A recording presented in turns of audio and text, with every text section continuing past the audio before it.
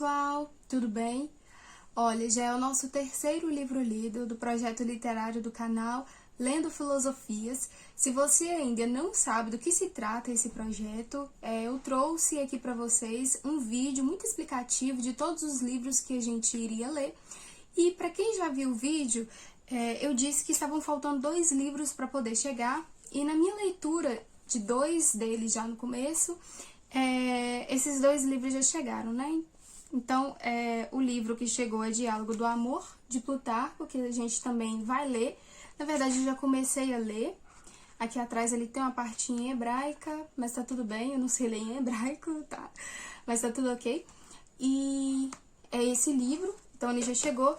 E também Filósofos Moralistas do século XVII, de La Rochefoucauld e La Bruyère, que também tá aí no nosso projeto literário Lendo Filosofias. Então, se você ainda não viu, eu te convido a você ver esse vídeo explicativo e também aos vídeos que a gente já leu os livros, que eu já li os livros, que foi Apologia de Sócrates e O Mito da Caverna.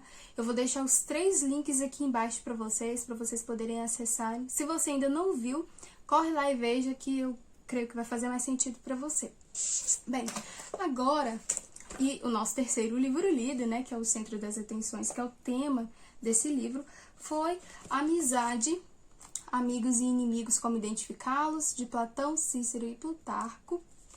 Bem, esse livro a gente deve se levar em conta que ele, né, foi escrito há muitos anos, mas que seus escritos são muito atuais, né? Eu lendo, eu fiquei extasiada com muitas coisas que sempre aconteceram, né, e que muitas vezes pensamos que aconteceram, né, só antigamente, né, e que é algo novo para nós hoje, mas não, né? Calúnia, falsidade, coisas do tipo, pessoas dessa forma sempre existiram, né? Pessoas que agiram, que tiveram esse tipo de conduta. E também a gente aqui, né, vai aprender a não ser esse tipo de pessoa, né? Os filósofos trazem isso pra gente e também deixam muito claro. Bem, vamos começar então por Platão, que é o primeiro escritor desse livro. Já começa com ele falando. E vamos discorrer um pouquinho a respeito da vida de Platão. Platão viveu ali por volta de 417 a 347 a.C., né? Seu nome verdadeiro é Aristócles. E ele veio de uma família muito rica e se apaixonou muito rapidamente, gostou, na verdade, né, pelo conhecimento, pela filosofia, e seu encontro com Sócrates, né, aflorou ainda mais os seus conhecimentos, o seu desejo ali pela filosofia. E aqui, nesse livro especificamente, Platão vai tratar sobre Dionis e Dionísio, né, que os dois ali viviam em pé de guerra, né? Se eu não me engano, Dionis é cunhado de Dionísio, né? E Dionísio é casado com a irmã de Dionis, e os dois ali travam uma batalha. Não me recordo porque, pode ser por herança, né, por território ou algo do tipo. E em uma certa feita, Dionísio, ele se interessa pela filosofia, né, e sabia que Dionis tinha uma pincelada ali de filosofia, e ele pede para Dionis chamar Platão para que ele pudesse vir para poder conversar. E Dionis insiste bastante, né, com Platão para ver mesmo se Dionis entenda alguma coisa de filosofia. E também Dionísio, ele era um homem muito, vamos dizer, astuto, né? Ele pode-se dizer aí ao grosso modo, ele era perverso, vamos dizer assim. E ele fez, ao longo do livro, né, dos escritos de Platão, ele deu a entender que não era uma pessoa assim tão confiável, né?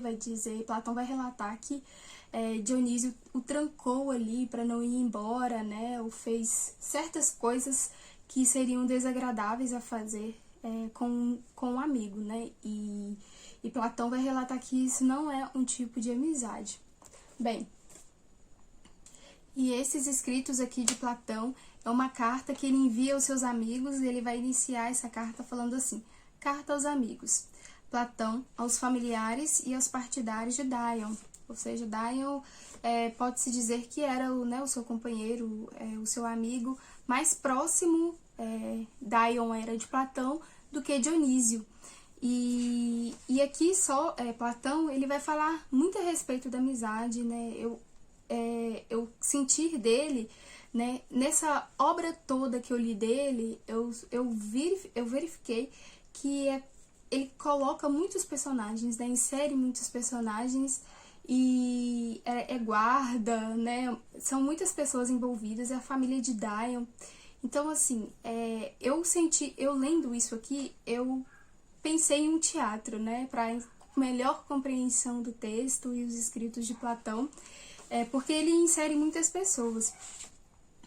Em uma certa feita, Platão vai falar a respeito de companheirismo. Ele vai falar da seguinte forma: eu tinha, sobretudo, vergonha de passar aos meus olhos como um belo falador que não quer pôr a mão à obra e, antes de mais nada, trair a hospitalidade e a amizade de Dion, né? Ou seja, ele fala a respeito de labor, né? Ou seja, muitas das vezes isso acontece bastante, né?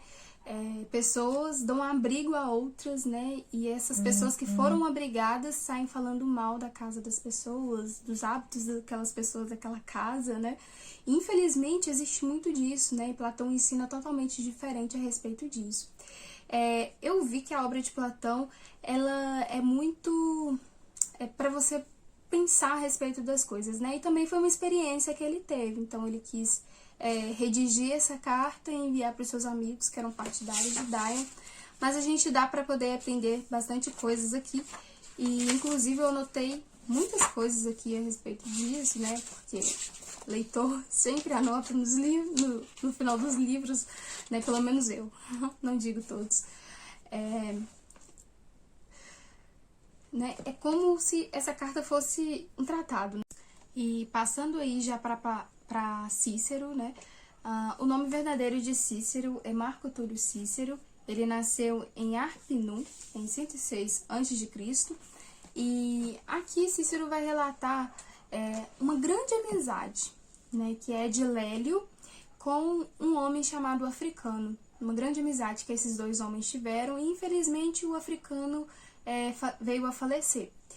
E no começo do livro já, Cícero pede pra gente imaginar como se fosse o próprio Lélio falando, o que no decorrer do livro isso foi assim espetacular, porque realmente não parecia ser o Cícero falando, mas sim o Lélio, a quem foi o objeto de seu tratado, de sua escrita aí. E Lélio, ele contou essas coisas para Cícero, e Cícero decidiu aí escrever, por isso que ele fez essa petição. Bem, nesse livro, eu confesso para vocês que foi o que eu mais gostei, foi das falas de Lélio. Assim, praticamente todos os meus post-its estão aqui nesse livro. Assim, é incrível. Eu vou dizer que eu aprendi bastante. Né? Aqui, Lélio vai definir a verdadeira amizade. Aqui ele tinha perdido seu melhor amigo, e no final do livro ele vai falar que não vai encontrar um outro amigo como aquele, né? Que ele vai definir como que uma verdadeira amizade né? Ele vai falar que uma amizade cresce pela natureza, cresce pela a nossa simpatia uns com os outros, né? Não é uma coisa forçada, né? Se você tem que forçar para você poder gostar da pessoa, para você poder sorrir, isso não é uma amizade, né? Isso é coleguismo, né? Isso você vai ter que ficar forçando a convivência. Mas a amizade, Lélio vai dizer, se eu não me engano foi Lélio mesmo, salvo engano. Se você já leu esse livro e sabe se foi ele ou não, por favor, me corrija nos comentários se não tiver sido. Enfim, mas ele vai dizer que amigos de verdade, às vezes eles nem se cumprimentam todo momento, né? Um passa do outro lado na esquina, outro passa do outro, e não precisa ficar naquela abraçamento, naquela beijação, naquela coisa de trocar coisas sem sentido, né? De falar de coisas sem sentido, de fofocar e etc, né? Porque a ligação entre os dois, né? A exatidão entre os dois, a entrelação que existe ali naquelas almas, naquelas pessoas, em suas afinidades, é tão grande que a pessoa você não vai ter que ficar assim, esforçando para poder agradar a outra pessoa, se esforçando para verificar o que a outra pessoa acha de você, ou se a sua atitude está sendo boa para outra pessoa, tê-la como uma amiga. Então, assim, é extraordinário, né? Ele vai descrever com muitas riquezas de detalhes, né? Foi um dos livros mais longos, mas muito mais proveitosos e prazeroso. Eu confesso que passou muito rápido, né? Porque foi o melhor livro desses três livros, né? Porque cada autor escreveu um livro. E Lélio também vai dizer uma coisa muito, assim, magnífica e que deve ser observada. Que antes de você confiar alguém uma informação, confiar confidências, né, contar seus segredos, até mesmo confiar sua amizade, confiar seu coração, porque são entregas, a amizade verdadeira é uma entrega. E ele vai dizer que você deve provar essa amizade, se ela é digna de estar com você, se ela é digna de estar ao seu lado, porque verdadeiros amigos não abandonam, pelo contrário, é nas dificuldades e também nas alegrias que elas cada vez mais se fortalecem. Então, você não entrega o ouro, né, sem saber, uma herança, sem saber se aquela pessoa é confiável, vamos dizer. Verdadeiros amigos estão ali com você, eles vão lutar junto com você, né, haverá coisas que somente você vai poder fazer, né, e ele vai falar algo magnífico, que é o seguinte: em regra geral, só julgaremos as amizades quando elas já estiverem fortalecidas e confirmadas. Ao mesmo tempo, pela evolução dos caracteres e pelas épocas da vida, e não é porque na sua primeira juventude as pessoas se frequentaram à caça ou ao jogo de bola que elas devem manter-se inseparáveis daquelas que amaram no tempo em que partilharam uma mesma paixão. Isso tem muito também em relação a um exemplo muito recorrente, que acontece bastante. É quando, né, nós éramos crianças e nós tínhamos amigos ali, né, da fase introdutória, né, do ensino fundamental, do ensino médio. E hoje essas amizades, elas não servem mais, vamos dizer assim, né? Elas não coincidem com os seus valores hoje, elas não têm nada a ver com você hoje, né? Eu sou do tempo que mandava cartinha para os amigos que a gente gostava de verdade, né? Eu já enviei muitas cartinhas, também recebi muitas cartinhas, né? Expressando ali a nossa amizade. Só que isso foram tempos passados, né? 10 anos atrás, vamos dizer assim, possivelmente.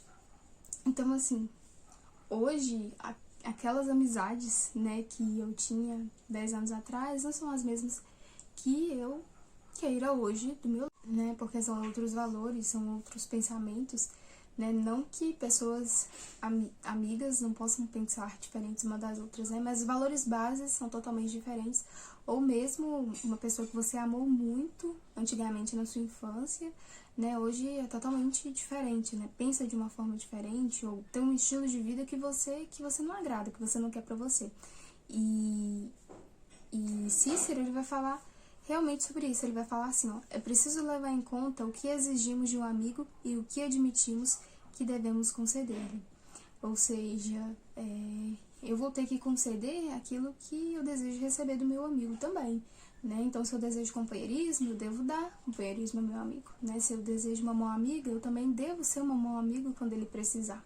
Então, lá ele vai falar bastante da amizade, do ser amigo, do amigo propriamente dito. E outra coisa que eu achei muito interessante é que ele vai falar o seguinte: se você sabe que uma pessoa está se aproximando de você, que ela tem potencialidade de ser sua inimiga futuramente, né, de extrair de você somente coisas que sejam vantajosas para ela, para depois usarem contra você, não seja amigas dela, né, não se conjugue, não ande, não solte informações preciosas a respeito de você, né, porque realmente precisa-se de um critério, né, para você poder selecionar suas amizades.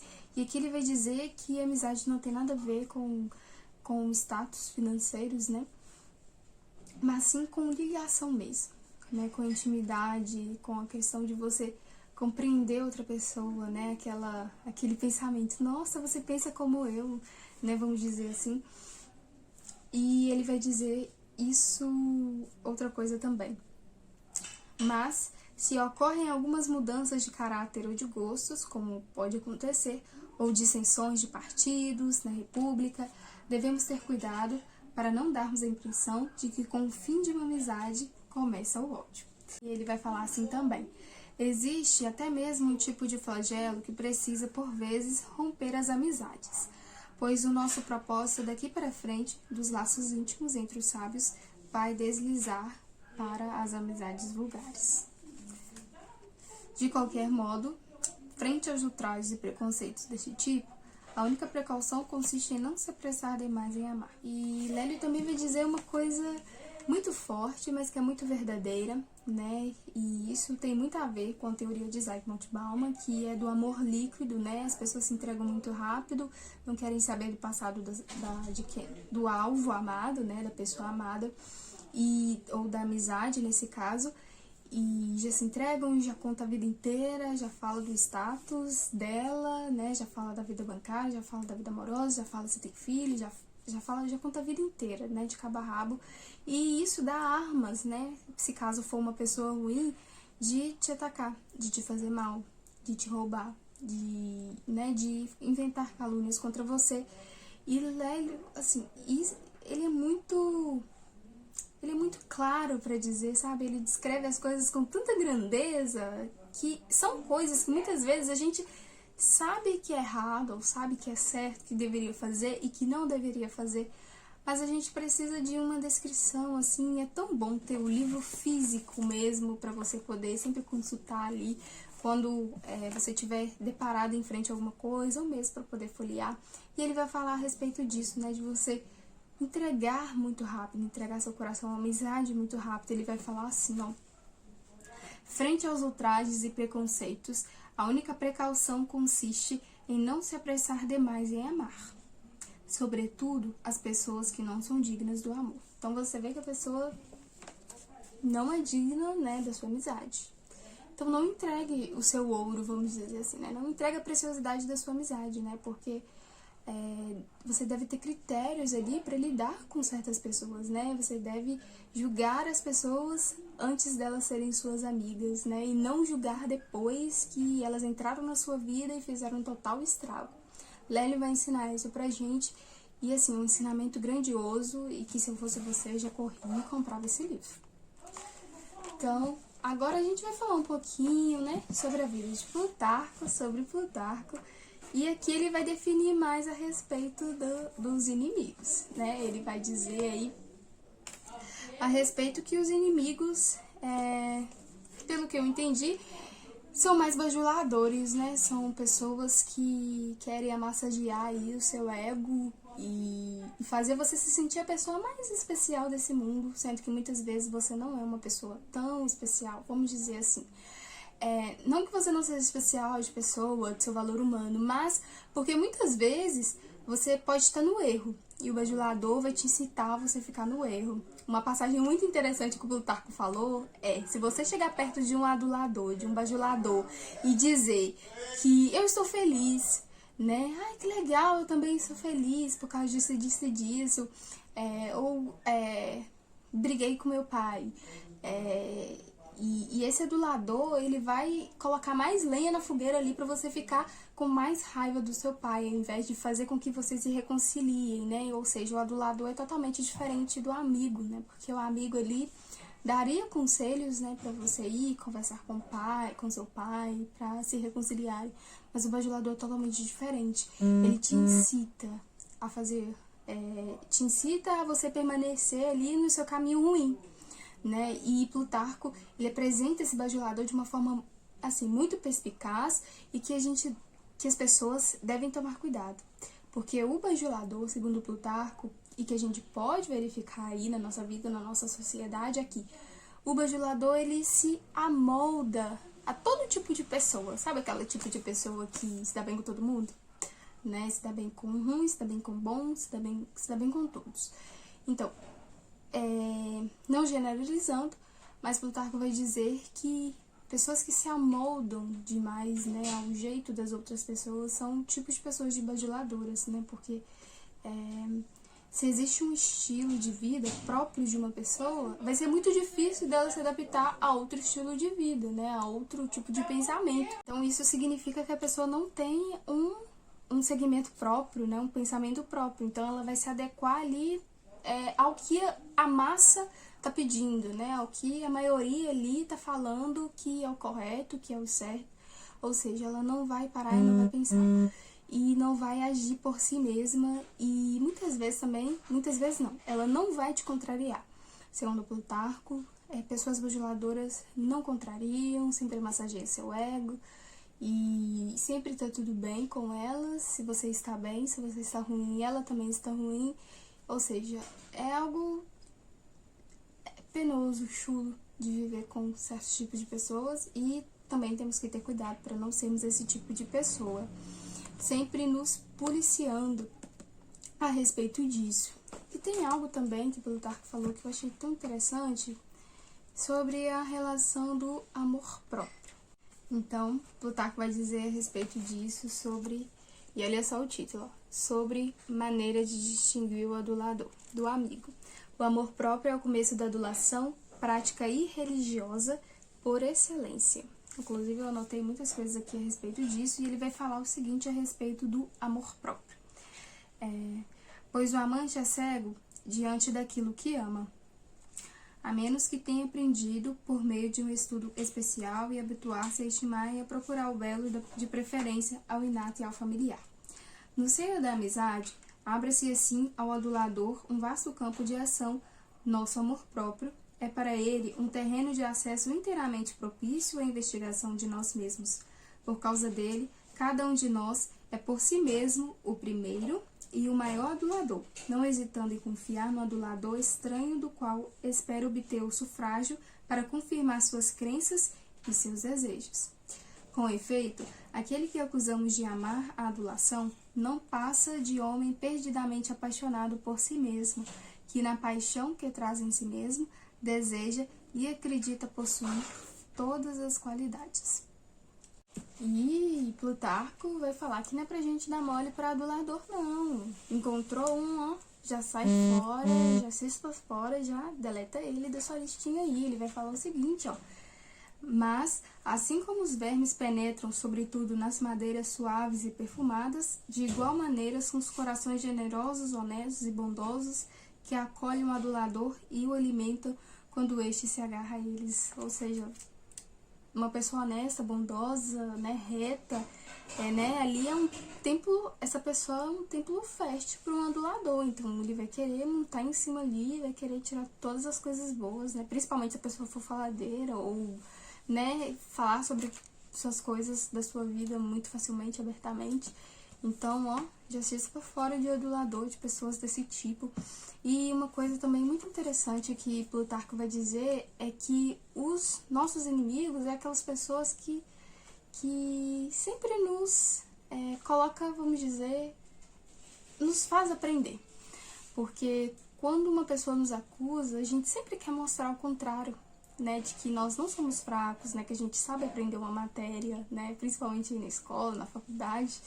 E assim, Plutarco ele vai usar de uma genialidade muito grande, porque ele vai dizer que se você tem um inimigo, né, aquela pessoa que fica te acusando ali, vamos dizer que você está na faculdade e você não sabe de uma matéria, né, e você é chacoteado por não saber aquele tipo de matéria, né, ou muito caladamente você vê que o clima ali, né, de chacota contra você, né, ou de falar, nossa, fulano não sabe de tal matéria, etc. Ou seja, esse tipo de situação vai fazer com que você, o quê? Chegue em casa e estude e se desdobre sobre aquela matéria, ou seja, você vai se aperfeiçoar naquilo ali. Ou seja, vai ser uma virtude a mais que você vai estar adquirindo na sua vida por conta do seu inimigo que trouxe isso para você. Ou seja, isso vai te aperfeiçoando cada vez mais, né? Então, um ponto bom que Plutarco levantou a respeito dos inimigos é que ele te leva, né, a um nível a mais da sua vida, né? Porque você não vai querer ser enganado não, desculpe, né? Ser apontado, né? Ou ser ser difamado, ser chacoteado e etc. Né? Então você sempre quer se mostrar, né? O ser humano, ele quer se mostrar, ele quer ser bom, né? Naquilo que faz. Então ele vai correr atrás e vai fazer por merecer e vai provar o contrário para aquele certo seu inimigo. E olha só, voltando a uma questão lá do adulador a respeito disso, que também é um inimigo, ele vai falar o seguinte, ele vai descrever um pouquinho e vai dar uma definiçãozinha aí a respeito do adulador, que ele vai dizer o seguinte: sabendo, portanto, que é no prazer experimentado com objetos semelhantes que o comércio da amizade e afeição tem sua fonte, o adulador procura inicialmente abordar alguém por este meio e instalar-se a seu lado, a maneira daquele que tira proveito da extensão de algumas pastagens com a finalidade de aprisionar um animal selvagem.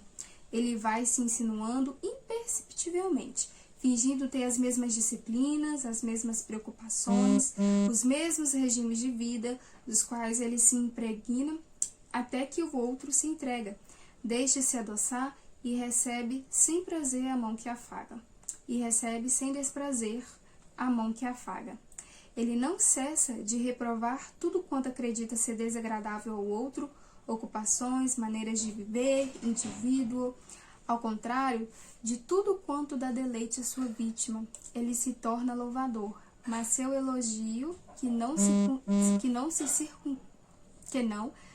circunscreve à moderação, mergulha principalmente na hipérbole e no maravilhamento entusiasta. Por fim, ele lhe traz confirmação às suas predileções e antipatias, as quais finge possuir, atribuindo-as mais ao exercício da razão do que da paixão. E uma vez reconhecido o inimigo, Plutarco vai falar o seguinte: o único meio de lutar contra o adulador é tomar consciência dos nossos próprios defeitos. E ele vai falar o seguinte: só existe, eis o que nos parece evidente, e uma única maneira de defender-se é tomar consciência e jamais esquecer que nossa alma é o sítio de duas faculdades. Uma está dotada de sinceridade, de beleza e sabedoria, a outra, bastante razoável, é um teatro de mentiras e de paixões violentas.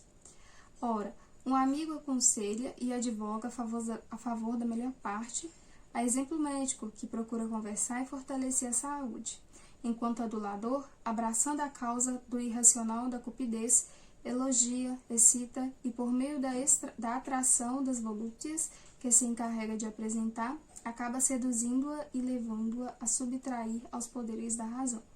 De igual maneira, o adulador, cujos discursos são incapazes de consolidar em nós a sabedoria e a razão, só sabe nos familiarizar com as volúpias carnais, fazer nascer adoráveis e razoáveis, irritar o ciúme, suscitar a explosão insuportável e vazia do orgulho, acompanhar nossa aflição em suas lágrimas, ou, por meio de calúnias e de pressentimentos eternos, encher de azedume, de pequenez e de desconfiança uma alma conduzida à malevolência, à baixeza e à má-fé. E uma das coisas que o adulador faz é te incitar a você fazer o que você está sentindo na hora, né? Ele não é igual o amigo que pede para você parar, para você poder refletir, te dar um conselho contrário ao que você está querendo fazer. O adulador, ele vai fazer o seguinte: estás colérico? Castigai. Ele vos dirá: desejas algum objeto? Compra-o. Tens medo? Foge. Tens suspeita? Acredita. Ou seja, ele vai mandar você fazer tudo que você já quer fazer. Esse é o adulador, o bajulador, e que você tem que correr dele, segundo Platão, que nós sabemos que deve ser feito isso. E isso é uma cagada, né? Uma meleca, vamos dizer assim, se seguir esses tipos de conselho, né? Porque não são conselhos sábios, não são conselhos regados, né, por verdade, por sinceridade, por querer ver o seu bem, né? O adulador, ele só quer tirar coisas de você ali, coisas preciosas de você, seja sua riqueza, seja sua fama que você tem, seu status, né? Seja seu conhecimento, né? Pra tirar proveito em alguma coisa. Então, correr desse tipo de pessoas, o primeiro passo aqui, vamos dizer assim, passo.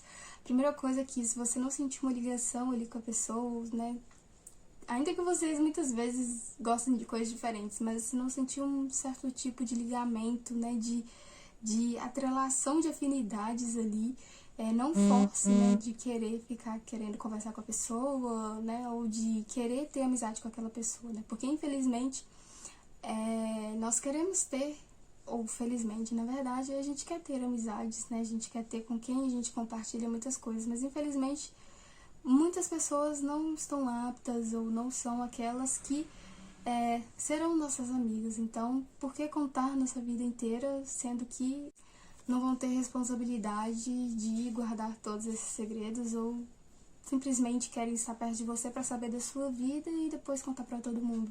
Então é algo a se raciocinar, a se pensar. E esses 3 filósofos, né, eles nos ajudaram bastante com isso. E vamos falar um pouquinho, né, da vida de Plutarco. Vamos dar uma passadinha bem rapidinho aí, pra gente poder conhecer também esse escritor bravo, excelente e cheio aí de ensinamentos valiosos. Se eu fosse ler cada frase ou cada parágrafo que eu grifei, eu ia levar umas 3 horas aqui. Então vamos lá, vida de Plutarco, né?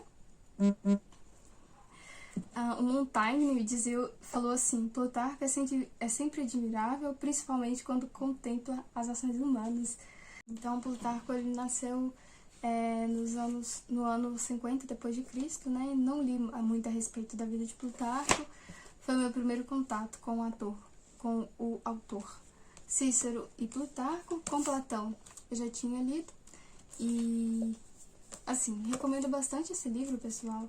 É um livro composto de 3 escritores, né, diferentes, tinham visões diferentes, mas que, assim, principalmente Lélio, né, que foi escrito aí por Cícero e Plutarco, eles, assim, marcaram, me ensinaram bastante. Então, eu marquei bastante, praticamente o livro todo, porque são muitos ensinamentos, muitos mesmo. São coisas que só a vivência eu acho que poderia me ensinar esse tipo de coisa, mas eu acho que eu morreria sem saber tudo de coisa aqui. E é algo que está ao nosso alcance, que a gente vai na livraria, ou que a gente pede, chega na nossa casa, que a gente pode adquirir. E é algo construtivo, né? E aqui no livro, os 3 autores eles vão falar bastante a respeito de virtude, de amizade, sinceridade. Anotei certas coisas aqui para poder contar para vocês. E também a respeito de bajulador. Então, vamos ver aqui, vamos consultar o nosso amigo Google, como diz a Tati Feltrin, para saber a respeito um pouquinho do significado de cada uma delas. Vamos na amizade primeiro. Vamos lá. Segundo o Google, o dicionário brasileiro, a definição de amizade o significado de amizade é sentimento de grande afeição, simpatia, apreço entre pessoas ou entidades.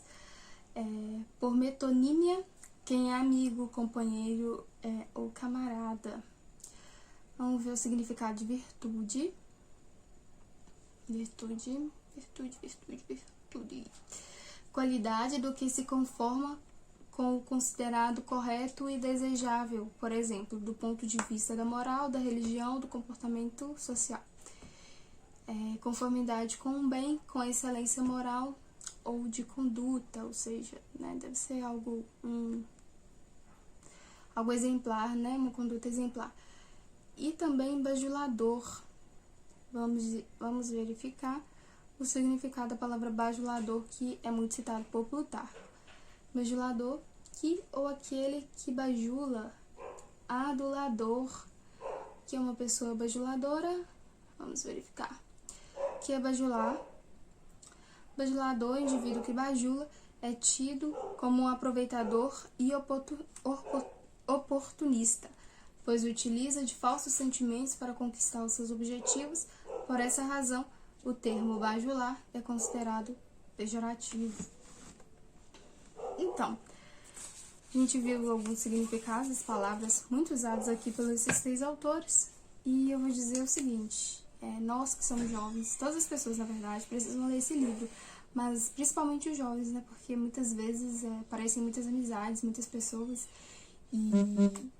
e assim, a gente não tem, né, as pessoas jovens não têm uma certa experiência de vida. Então esse livro possivelmente não, ele vai ajudar você a estar ali separando, né, como a Bíblia fala, separando o joio do trigo, vamos dizer assim. Então, essa foi a nossa resenha, espero que vocês tenham gostado. Eu tô tentando não fazer muitos cortes nos vídeos, né? Porque eu sei que é um pouquinho chato ficar tendo cortes. Mas conta aqui pra mim nos comentários o que você tem achado dos vídeos, se você tem alguma dica. Inclusive, pessoal, por ser um livro de filosofia, né? Aqui embaixo tem muitas rodas de rodapé, olha só. O que ajuda a gente a nos contextualizar no tempo, na época, né? Sobre os personagens, etc. Então, se eu disse alguma coisa que aconteceu, que outro autor disse, por favor, me corrija aqui nos comentários, não tem problema. Também, se você tem alguma dica, você pode me deixar aqui nos comentários. Deixe sua curtida, comente, compartilhe. E até a próxima resenha, que vai ser do nosso quarto livro. Eu espero que você tenha gostado e até a próxima.